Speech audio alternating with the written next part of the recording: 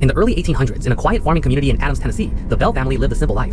John Bell, his wife Lucy, and their children worked the land, attended church, and were known as a respectable family in the area. Life was ordinary until something strange began watching them. One evening in 1817, John Bell was walking through his cornfield when he noticed something unusual at the edge of the trees. It looked like a strange creature, its body shaped like a dog but with the head of a rabbit. Before he could get closer, the creature vanished into the darkness. He brushed it off as his imagination.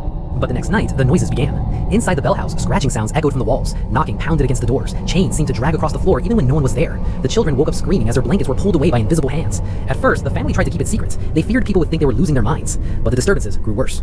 One night, the youngest daughter, Betsy Bell, felt something slap her across the face while she slept. The room was empty. No one was there. Soon, the invisible presence began to speak. At first, it was only whispers, faint voices in the dark, repeating prayers and hymns. But over time, the voice became clear, sharp, and cruel. It laughed at the family, mocked them, and called itself Kate. The entity claimed it was the spirit of a neighbor named Kate Batts, who believed that John Bell had cheated her in a land deal before her death. The spirits swore it had come to haunt him. Word of the haunting spread across Tennessee. People traveled from miles away just to witness the strange events. Some claimed that the spirit would answer questions, predict the future, and even quote entire passages from the Bible.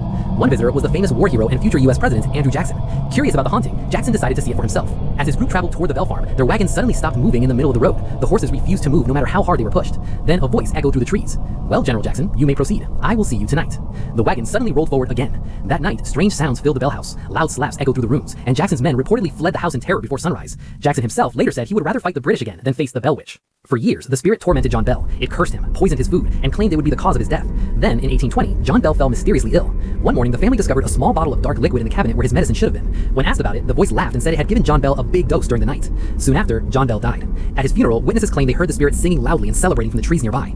After his death, the entity promised it would leave the Bell family, but return again in 7 years. In 1828, according to local stories, the Bell Witch returned briefly to speak with John Bell's son about the future. Then, it vanished. Even today, the legend of the Bell Witch remains one of the most famous paranormal cases in American history. Visitors still travel to Adams, Tennessee, especially to the nearby Bell Witch Cave, where many believe the spirit still lingers in the darkness. And locals warn those who enter the cave after sunset.